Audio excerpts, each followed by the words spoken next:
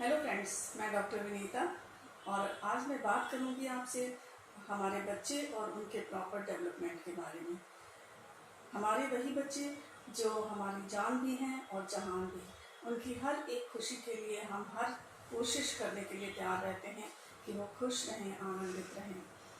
हमारे वही बच्चे जिनको हल्की सी खरोच भी आ जाती है, हल्की सी चोट भी आ जाती है, तो हम जल्दी से जल्दी कुछ ऐसा उपाय करने की कोशिश करते हैं जिससे जल्दी से जल्दी उनकी चोट ठीक हो जाए, उनका दर्द कम हो जाए। अगर चोट गहरी हो जाए तो हमारी ये कोशिश रहती है कि उस पर किसी प्रकार का स्कार ना हो। हम डॉक्टर से पूछते हैं, डॉक्टर साहब कहीं इसमें स्कार तो नहीं हो जाएगा, कुछ ऐसा कीजिए कि स्कार ना हो। तो इन छोटी छोटी चीज़ों का हम ध्यान रखते हैं। लेकिन आपने कभी सोचा है कि अगर यही चोट, यही खरोच उनके मन पर लगती है तो उसका क्या? उसके लिए आप कितना वरीड होते हैं। हम बात करेंगे उन बच्चों के बारे में जिनके मन पर पता नहीं कैसे जाने अनजाने हमारे द्वारा चोट लग जाती है और कभी कभी तो वो खरोच जैसी रहती है और ठीक भी हो जाती है, लेकिन कभी कभी बड़ी चोट की तरह उसके स्कार लाइफ टाइम उनके जीवन पे रह जाते हैं। जैसा कि ग्रेट साइकोलॉजिस्ट फ्रॉइड ने बताया था कि किसी भी व्यक्ति के व्यक्तित्व के विकास में उसके जीवन की चाइल्डहुड मेमोरीज, उसके साइकोसेक्सुअल डेवलपमेंट, उसका जो अनकॉन्शियस माइंड होता है, उसमें जो भी चीज़ें होती हैं उस पर किसी भी व्यक्ति के व्यक्तित्व का निर्माण निर्भर करता है। इसी प्रकार से एक और साइकोलॉजिस्ट हैं एरिक एरिक्सन। उन्होंने डिफरेंट चाइल्डहुड स्टेजेस के आधार पर किसी भी व्यक्ति के व्यक्तित्व के निर्माण की बात कही है। उन्होंने कहा कि डिफरेंट स्टेजेस में बच्चे बहुत तरह के क्राइसिस फेस करते हैं और उससे डिफरेंट पॉजिटिव और नेगेटिव वर्च्यूज डेवलप होते हैं। यानी अगर वो क्राइसिस स्मूथली वो कोप अप कर जाते हैं तो पॉजिटिव एटीट्यूड डेवलप होता है, और अगर उसमें उनको मुश्किल आती है तो निगेटिव एटीट्यूड डेवलप होता है।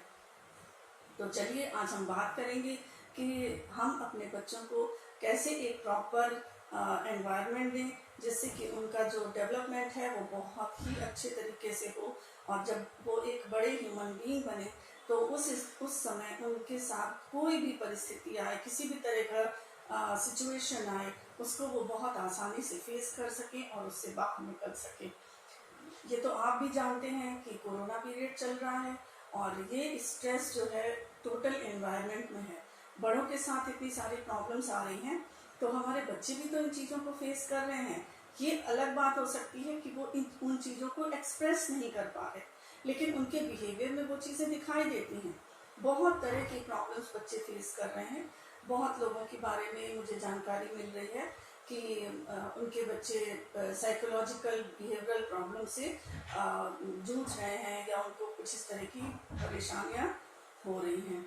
तो चलिए आज हम बात करते हैं कि वो कौन सी परिस्थितियां होती हैं जिनकी वजह से बच्चों की जो पर्सनैलिटी होती है वो बहुत स्ट्रांग नहीं बन पाती। एक छोटी सी बात पर बच्चे इतने परेशान हो जाते हैं, या कोई भी परिस्थिति आए तो उससे इतनी जल्दी घबरा जाते हैं कि वो डिप्रेशन में चले जाते हैं और बात कहीं और से और तक पहुंच जाती है।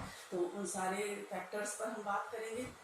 सबसे पहला फैक्टर जो है वो फैमिली इन्वायरमेंट है। यानी बच्चा जब पैदा होता है उसके बाद सबसे पहले वो अपने फैमिली के टच में आता है। फैमिली इन्वायरमेंट से उसका इंटरेक्शन सबसे पहले होता है, और उसके फैमिली में किस तरह के लोग हैं, उनके पेरेंट्स का बच्चे के प्रति या आपस में अपने हस्बैंड वाइफ के प्रति किस तरह का रिलेशन है, या किस तरह का एटीट्यूड है, किस तरह का अप्रोच है, इन सब चीज़ों का बच्चे के ऊपर प्रभाव पड़ता है। बहुत से ऐसे परिवार होते हैं जहाँ पे फिजिकल वायलेंस या वोकल वायलेंस या कुछ अब्यूजिव सेंटेंसेस यूज़ किए जाते हैं। इन सब चीज़ों का बच्चों के ऊपर प्रभाव पड़ता है। जब बच्चे इस तरह के शब्दों का इस्तेमाल करना शुरू करते हैं या खुद वायलेंट हो जाते हैं, तब पेरेंट्स को बहुत टेंशन होता है कि मेरा बच्चा इस तरह की चीज़ें कहाँ से सीख रहा है। लेकिन बहुत बार ऐसा होता है कि वो सारी चीज़ें वो फैमिली से ही सीखता है। कुछ इस तरह का बिहेवियर जैसे तोड़ फोड़ का बिहेवियर होता है या बहुत ज़्यादा गुस्सा करने का जो बिहेवियर होता है, ये सारी चीज़ें बहुत बार बच्चे अपने फैमिली मेम्बर से ही लर्न करते हैं। तो इस पर ध्यान देना बहुत ज़रूरी है। इसके अलावा कुछ फैमिलीज ऐसी होती हैं जहाँ पर पेरेंट्स अपने बच्चों को बहुत प्रोटेक्शन देते हैं, बहुत प्रोटेक्ट करके रखते हैं। तो ये ओवर प्रोटेक्टिव अप्रोच जो होती है पेरेंट्स की, ये भी बच्चों के लिए बिल्कुल भी अच्छी नहीं है।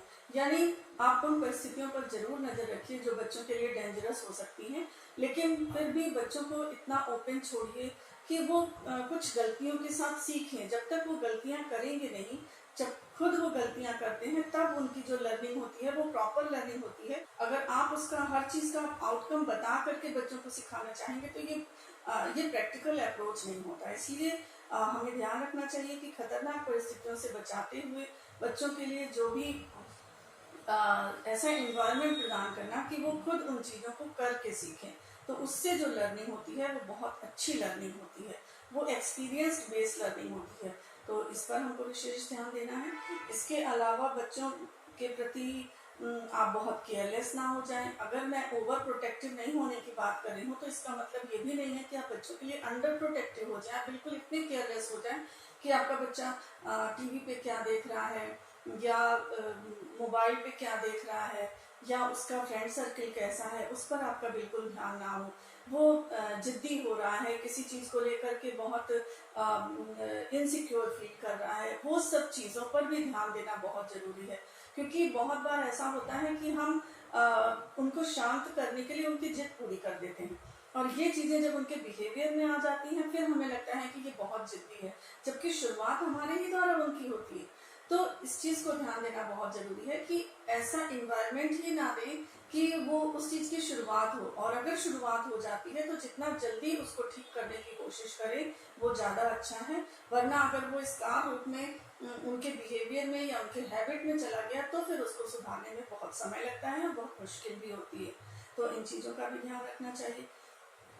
इसके अलावा हमको ये भी ध्यान रखना चाहिए कि बच्चों का सोशल एनवायरनमेंट कैसा है, वो जिस स्कूल में पढ़ रहा है उसका एनवायरनमेंट कैसा है, उसका जो फ्रेंड सर्किल है वो किस तरह के लोग हैं, उनके बारे में भी हमको बीच बीच में नज़र रखनी चाहिए कि किस तरह के लोगों के साथ वो मिलता जुलता है, उन लोग के बीच में किस तरह की बातचीत होती है। बहुत बार थोड़ी अधिक 15-16 साल के जब बच्चे हो जाते हैं तो वो बहुत चीज़ें छुपाने लगते हैं पेरेंट्स से।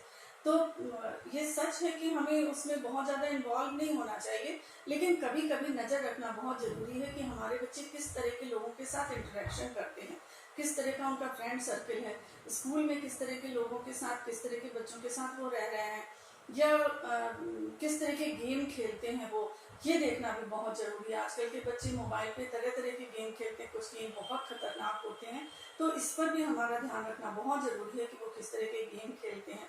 यानी उनका टोटल सोशल एनवायरनमेंट जो है उस पर पूरी नज़र रखना बहुत ज़रूरी है। इसके अलावा सोशल मीडिया पर बच्चे क्या करते हैं ये भी नज़र रखना बहुत ज़रूरी है। सोशल मीडिया बहुत दूर तक इसकी पहुंच है, तो बहुत कुछ सोशल मीडिया बहुत हेल्पफुल भी है, लेकिन कुछ इमेच्योर माइंड में बहुत जल्दी वो नुकसान भी पहुंचाता है, क्योंकि उनके सोचने समझने की शक्ति उतनी मैच्योर अभी नहीं है कि उसकी वो सारे पहलुओं को समझ सके। तो इसलिए हमें सोशल मीडिया पर भी नज़र रखनी चाहिए कि बच्चे किस तरह की सोशल मीडिया पर जा रहे हैं, वहाँ पर वो किस तरह की चीज़ों को सर्च करते हैं, इन सब पर भी हमें कुछ नज़र रखना बहुत जरूरी है। ये तो कुछ वो बातें हुई जो कि हमको अपने जनरल लाइफ में फॉलो करनी है कि हम अपने बच्चों को बिगड़ने से रोक सकें, उनके अंदर कोई भी ऐसे मेल बिहेवियर ना डेवलप हो सके जिसको ठीक करने की हमको ज़रूरत हो। लेकिन अगर इस तरह का बिहेवियर डेवलप हो चुका है तो फिर हम क्या क्या कर सकते हैं, अब हम इस पर बात करेंगे। सबसे पहले बच्चों को जैसा कि लॉकडाउन का समय चल रहा है, स्कूल सारे बंद हैं, सोशल एक्टिविटीज़ बच्चों की बंद हैं, तो नेचुरली बच्चे स्ट्रेस में हैं, हमसे ज़्यादा स्ट्रेस में हैं। तो इस चीज़ को हमें फील करना होगा, हमें समझना होगा। हो सकता है कि बच्चे इस चीज़ों को आपके सामने ना रख सकें, लेकिन वो उनके बिहेवियर में चीज़ें आ रही हैं, बहुत तरह की प्रॉब्लम्स देखने में आ रही हैं। जैसे बच्चों में इरिटेशन बहुत ज़्यादा बढ़ गया है, डिप्रेशन यानी कि कुछ बच्चे बहुत ज़्यादा बोलने लगे हैं या बहुत कम बोलने लगे हैं, आइसोलेशन देखने में आ रहा है। वो बच्चे जो कि हाइपर एक्टिव थे उनकी हाइपर एक्टिविटी का लेवल बहुत ज़्यादा बढ़ गया है। स्टडी से बच्चों का ध्यान पूरी तरह से हट गया है, क्योंकि स्टडी का सिनेरियो कम्प्लीटली चेंज हो गया है। एक वो इन्वायरमेंट जहाँ पर रह के बच्चे स्कूल में एक फीलिंग डेवलप होती है। जब बच्चे स्कूल में जाते हैं, क्लास में जाते हैं, वहाँ सब बच्चे पढ़ने के मूड में होते हैं, टीचर पढ़ाने के मूड में होती है, तो वहाँ का जो एक एनवायरनमेंट होता है उसमें स्टडी करना और घर में बैठ के लैपटॉप और मोबाइल से स्टडी करना, दोनों में बहुत अंतर होता है। टोटल एनवायरनमेंट का अंतर होता है, टोटल मेंटल स्ट्रेस का अंतर होता है। कुछ एक्टिविटीज़ होती हैं स्कूल में जो बच्चों को नहीं मिल रही हैं, कुछ फिजिकल एक्टिविटीज़ होती हैं स्कूल में वो बच्चों को नहीं मिल रही हैं। तो इन सब चीज़ों का कहीं ना कहीं बच्चों पे बहुत असर पड़ रहा है, और जिस वजह से इस तरह की प्रॉब्लम्स बच्चों में देखने में आ रही हैं। तो हमें कुछ इस तरह का घर का माहौल बनाना होगा जिससे कि बच्चों में ये जो प्रॉब्लम्स आ रही हैं वो रिड्यूस हो सके या खत्म हो सके। तो सबसे पहले जरूरी है कि हम बच्चों का एक टाइम टेबल बनाएं जिसमें कि उन्हें कब उठना है, कब क्लास अटेंड करनी है, इसके बाद का उनका क्या रूटीन होना है, किस तरह की एक्टिविटीज़ घर में वो करें, कुछ क्रिएटिव वर्क करें। इन सब के बारे में हमें अपने बच्चों के साथ एक प्लानिंग करनी होगी और कोशिश करना होगा कि उस सभी प्लानिंग में बच्चों की एडवाइस जरूर लें, क्योंकि वन वे एडवाइस से बच्चे कन्विंस नहीं होते हैं। लेकिन अगर आप उनके थ्रू उनकी एडवाइस के साथ कोई भी टाइम टेबल या रूटीन बनाएंगे तो वो ज़्यादा उसमें कंफर्टेबल होते हैं, उनका कॉन्फिडेंस बिल्डअप होता है। तो ये चीज़ आप उनके साथ बैठकर करें।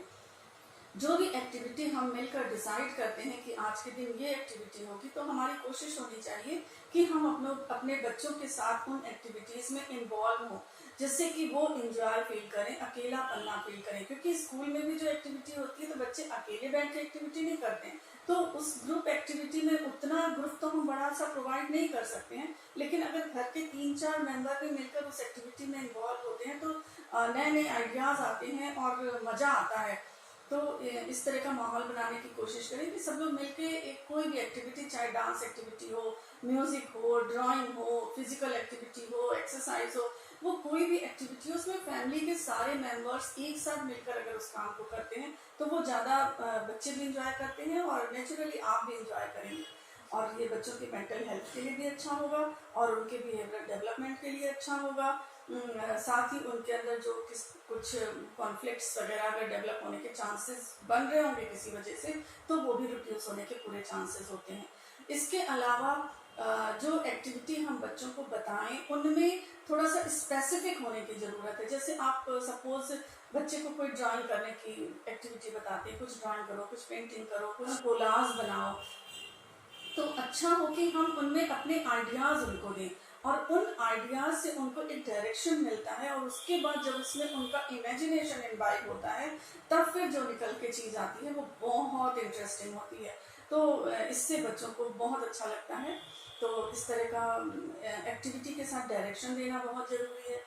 जहाँ तक बच्चों की स्टडी में इंटरेस्ट डेवलप करने की बात है, तो घर में कोशिश करें कि जो बच्चों की मैगजीन्स आती हैं, चाहे वो जीके से रिलेटेड हों, चाहे स्टोरी बुक्स हों, घर में इजीली अवेलेबल हों।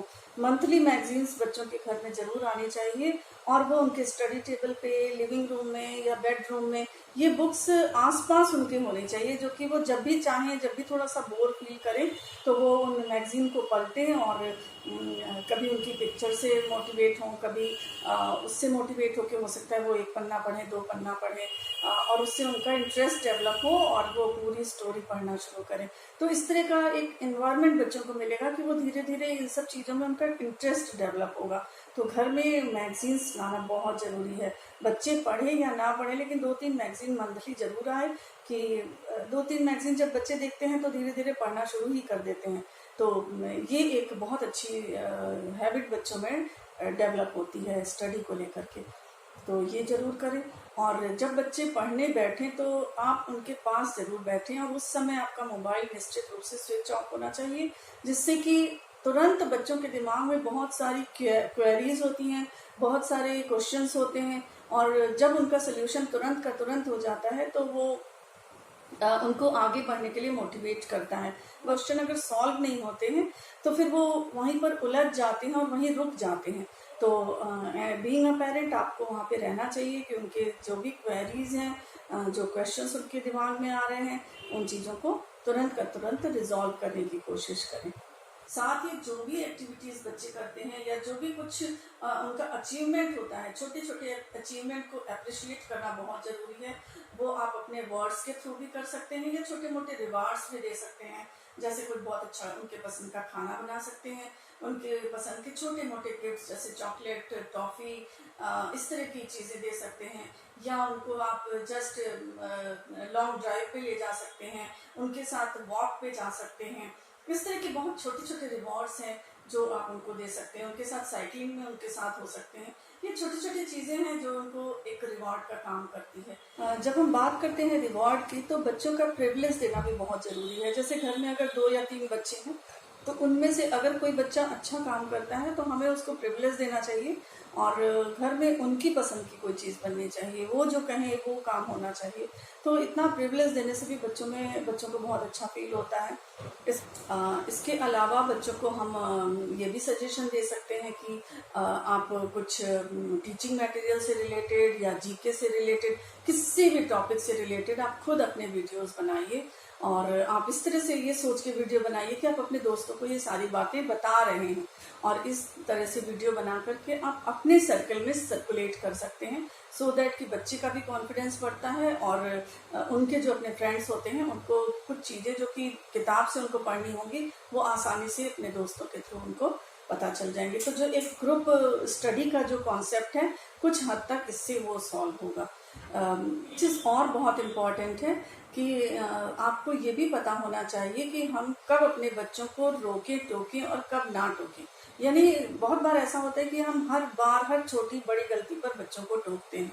तो इससे अपने आप को कंट्रोल करने की कोशिश करें, क्योंकि बहुत बार बच्चे इस तरह की चीज़ों से इरिटेट हो जाते हैं और फिर वो आपकी जो अच्छी बात है जिनको कि इजीली वो मान सकते हैं, उसको भी वो नहीं मानते हैं। जैसे कुछ बच्चों में बैड हैबिट्स होती हैं, तो बजाय बैड हैबिट्स पर फोकस करने के आप उसके अगेंस्ट में किस तरह की पॉजिटिव हैबिट चाहते हैं, तो आप उस हैबिट के बारे में बच्चों को बताइए। सपोज आप चाहते हैं कि बच्चा आपका 2 घंटा टीवी देखे, 2 घंटा के बाद टीवी ना देखे, तो उसके बाद वो क्या चीज़ें करे, इसके लिए बच्चों को डायरेक्ट करना बहुत ज़रूरी है। क्योंकि वो खुद भी नहीं चाहते हैं कि बहुत देर तक बैठ कर टीवी देखें, लेकिन अगर उनको कोई डायरेक्शन नहीं मिलता है तो वो फिर जो कर रहे होते हैं उसमें बिजी रहते हैं।